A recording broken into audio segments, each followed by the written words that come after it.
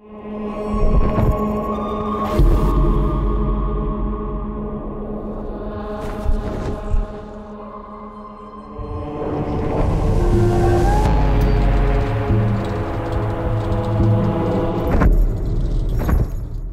a no-holds-barred, unrelenting, never say die, just not gonna give in.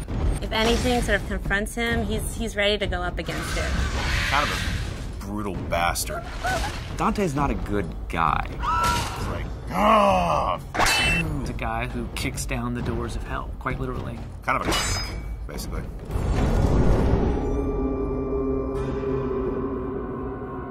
The thing about hell is it's hard to find someone who could stand up to all that. And that's really what the impetus to make our character as badass as he became.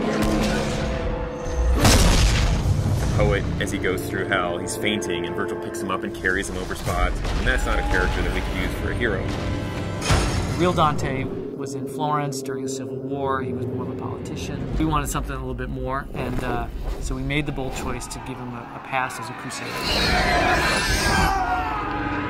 He's had a pretty tragic and, screwed up past. A lot of things in his past that haunt him. He's definitely not some straight sort of action hero. I like the fact that he's a little bit more human. I mean, obviously he's wielding this giant scythe that most of us couldn't lift, and I know because we built one for Comic-Con. So he's definitely, superhuman in that sense. But there are certainly moments in the game where he's not sure if he can go on. I think the story kind of demanded that he be a little bit more complex.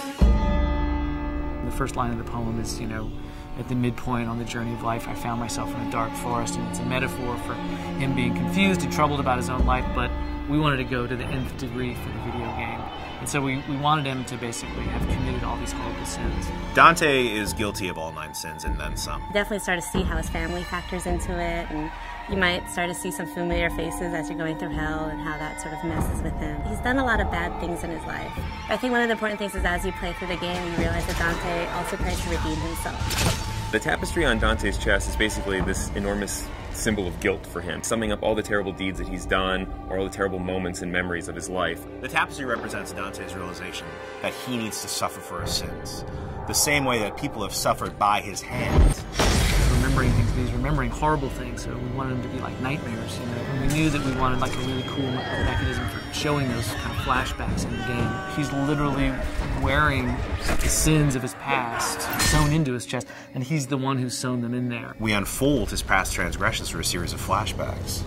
Start to discover how much of a bastard Dante really was. Greed specifically is a turning point where you've discovered a lot more about Dante than maybe you even want to know about. Greed's a little more of a cerebral level. It's about puzzles. It's this very mechanized place with gears and motors, as opposed to most of hell, which is very organic. It's in a lot of ways the most hellish level. People are being tortured there in ways that you haven't seen yet. It's almost a big stone factory of torture. One of the big set pieces of Greed is the Wheel of Fortune. Everything in Greed is kind of controlled by this twisted wheel of possibilities. The Hoarder Waster are actually 2 characters in the poem.